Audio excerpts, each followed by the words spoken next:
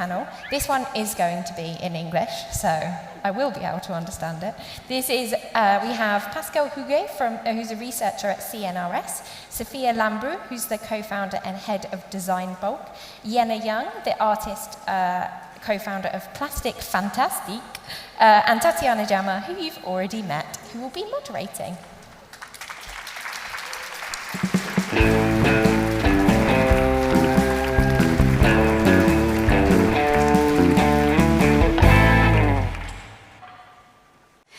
Good afternoon, ladies and gentlemen. Thank you for joining us for the panel around the Unbiased project. We have been working, the four of us, since a long time, 1 year and 2 years with Sofia, around this project that we're... Il y a un écho, non? D'accord. We wanted to present it to you today. So the idea with this project that you see, it's the bubble. And the idea was to try to raise awareness on gender inequalities. Sofia, you're the co-founder and director of the design Bolk studio. And we met during the confinement and we constructed the project together. Maybe you can tell us a little bit more on the way you constructed the journey. Yeah, sure. I just wanted to test the microphone before speaking. Yeah, so I remember you contacted us, that was a couple of years back, just before the pandemic. And I remember being very excited about the project, mainly for two reasons. First is personal. I think like many, I have faced bias, both on the receiving and the giving end. And I think whenever that happens, you feel a bit powerless.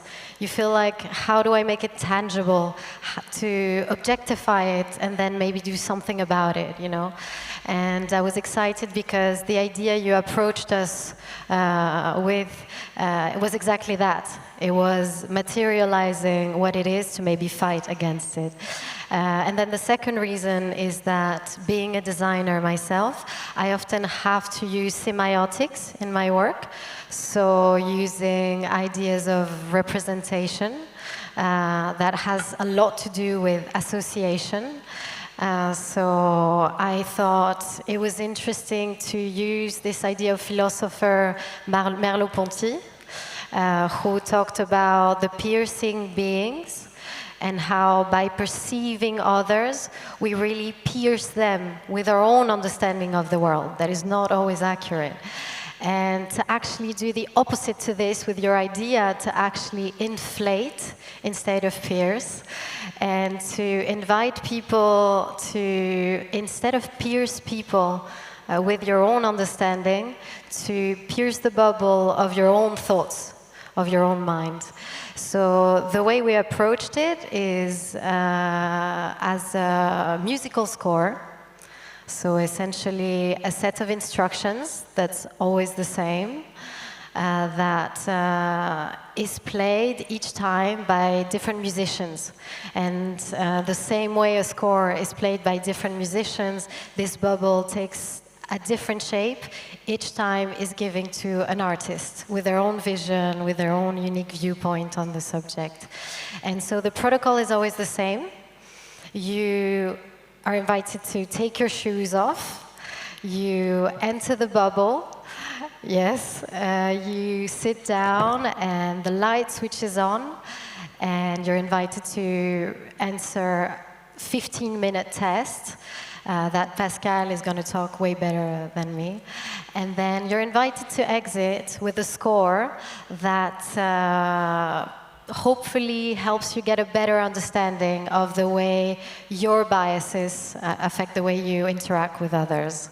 And yeah, and that's the way we brought diversity into the project, inviting different artists each time to interpret this bubble and this shape. Thank you, Sofia. Pascal Huguet, thank you so much for being here today. You're director, researcher at the CNRS, and you accepted to work with us on this crazy project. How does this project fit into your current work? You can't say it has. Okay, first of all, thank you for the invitation. And I've accepted this project because it is, we all know that we live in a world which is full of social stereotypes, not only gender stereotypes, but many others based on skin colors, age, for example. And that's a very important topic, not only a discussion. This is an object of science. And I've worked personally on that object since decades. And I can tell you very seriously that the findings in this domain are frightening. Really, we have evidence of social stereotypes in long-term memory among children, adolescents, adults, older people, of course. And this is a very difficult situation. And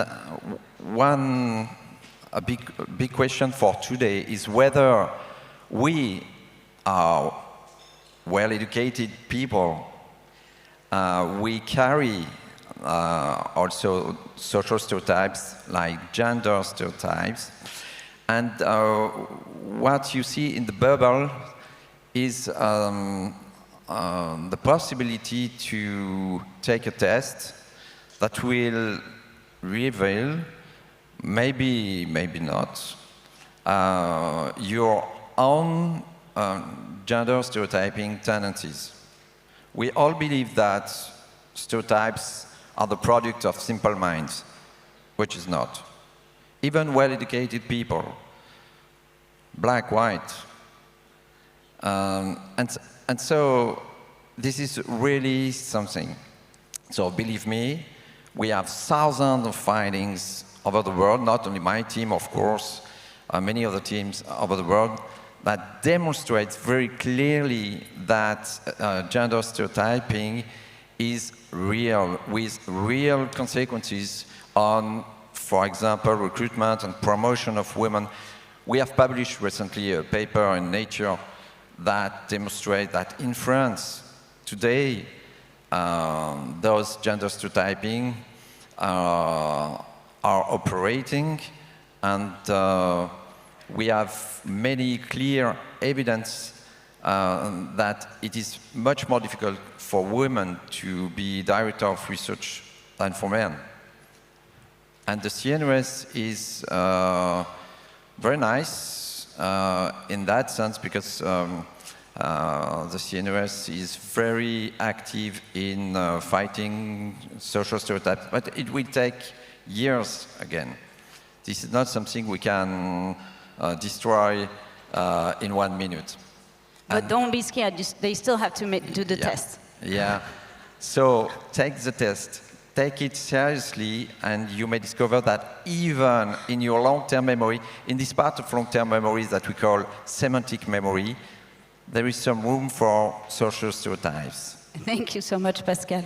Let me please introduce you to the one and only artist that made this project live, Yena.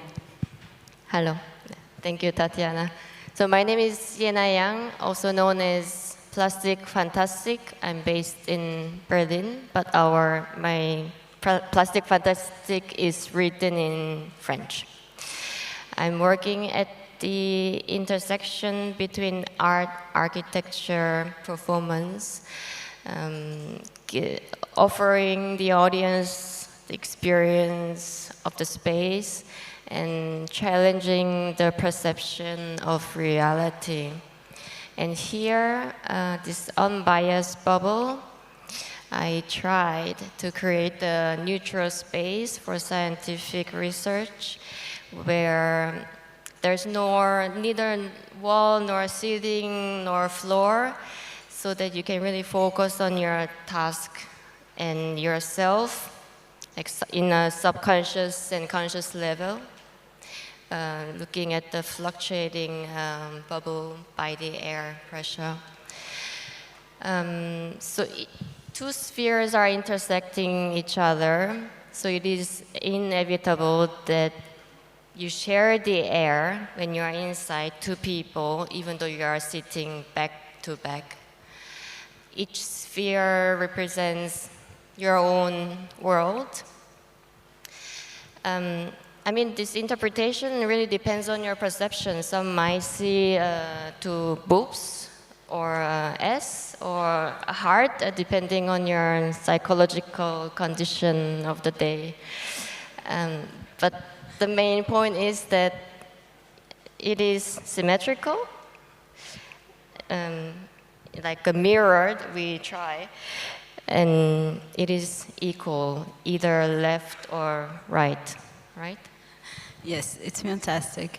Pascal, maybe you can tell us how exactly works the test that we're going to do while entering the bubble? So the test is quite simple but powerful to detect the speed, your speed of associations between concepts such as women, men, and concepts such as science, math, or failure or success in the economic domain. And we have, as I told you a few minutes ago, evident that these automatic associations are numerous, and it is very difficult, and you may experience this when in the bubble, to avoid producing these automatic associations. So, good luck. Pas du tout de pression. So the idea is to, of course, make the bubble and the Unbiased project travel. So as we said before, it would be at Vivatech in 2 days. And if you're interested to host it, don't hesitate to come and see me. We wanted to travel through the world to unbias the world. So maybe to end, would you please share with us a wish around the bubble? Yena, please. I wish that next time we are sitting front to front, not back to back, making eye contacts. Actually, I have a great fear in making eye contacts. But then a few months ago, I had a residency with other artists, and we did a performance to look at each other's eyes for 3 hours. And I realized, even though I had a fear, after a long time, I started to look at this person without any prejudice. It was really, really touching. And I'm curious to know if this will change or influence any result in the test. Are we going to be unbiased because we will feel more social? Or is it going to be more biased because we fear each other? And it also depends on how long we will look at each other. Yes, too complex to me. Challenge. Sofia, do you want to share a wish for the bubble? Yeah, sure. So what I'm about to say is a bit controversial, I guess. I hope it doesn't exist anymore because it's not needed. But no, really my hope is also that we can take it to as many places as possible, show it to as many people as possible, and for it to take as many shapes as possible together to unbias more people. Yeah. So Pascal, how do we unbias the world? We must have, or keep in mind, a simple fact. The brain is made up of more than 86 billion interconnected neurons, and the brain, this very complex machine, tries each day, at each minute, to simplify a complex world. And the biases are rooted in this attempt at simplifying this complexity all the time. And you know what? Teachers, they have no training on that. And so my dream for tomorrow morning is at least that our teachers are trained in that topic, on this topic also. This is a very difficult occupation, we all know that, but they need much more information on that. Otherwise, social stereotype will reproduce it themselves over time, and this is a dramatic situation. for the future and for the future citizens. Thank you so much. This project was really great because I guess it combined very different visions. So a very artistic vision, a scientific perspective, a design perspective, an entrepreneurial, I guess, perspective. So I guess, and I hope you will enjoy the experience. We have a few minutes left. If you want to ask a few questions on how the tests are done, give us your score, whatever. Please feel free to ask a question. Yes, please. I have many questions, but I will restrict it to one or two, very quick. First question, is it proved that it helps to unbias? And secondly, how it helps? Once you have the score, what does it mean? You have to apply that on a daily basis within your environment. So it's so complex. Yeah, thank you for these very important questions. Excellent. To make people aware that the old stereotypes is something by itself, that matters. This is important. We have to be aware of that. Why? The study published in Nature recently demonstrated that when people are not aware that they are stereotypes, they recruit less women in scientific competitions, very hard competition to become a director of research. And you may hold implicit stereotypes. For example, you associate more easily men with math and science and more easily women with literature, for example. But if you are aware of that, there is no statistical relations on the big sample, no statistical relation between those committee members who know that they can be influenced by social stereotypes and their decisions about recruitment or promotion. This makes a huge difference. So at the CNRS, for example, we found evidence of implicit gender stereotyping in men, women, in the whole spectrum of science, from physics to political sciences. That's reality. But those who really have deep consequences on their decisions to recruit or not to recruit women at the end or to promote them are those people who tend to trivialize, to think that gender stereotyping is bullshit. When you think that stereotyping is bullshit, probably more in the men than women today in this room, if you think this is bullshit, this is a dramatic, because this is a big avenue for gender biases. So making people aware that it exists, it is very concrete, is extremely important, makes a difference in the decision process at the end. Thank you, Pascal. We can take one more question. Thank you, very inspiring. I have a question regarding training, because in the US, some companies have made it mandatory to train people on unconscious bias. How come it does not exist in France? I'm not aware of any. Do you want to take the question? How come the bias tests, I guess, are not that democratized in France when they are in the US? Yes, probably. And in terms of training, especially in the industry, this is a domain where gurus are dominant. So be careful about that. They have no papers on that subject.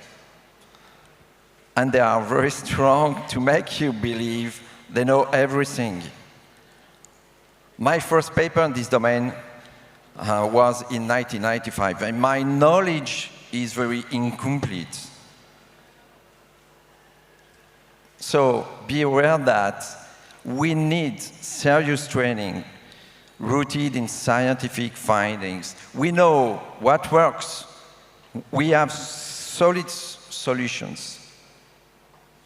But in France, more than in the US, it is so difficult to convince people that this is real stuff and that we need serious training without gurus. No gurus. That's my take-home message. Scientific only. Thank you so much. So the first thing to do is to take the test. It's free. It takes 10 minutes, and you'll change your perception of life after doing it. It's really a transformative journey, and it's thanks to Pascal, Sofia, and Yena. So please, a huge applause for this amazing experience.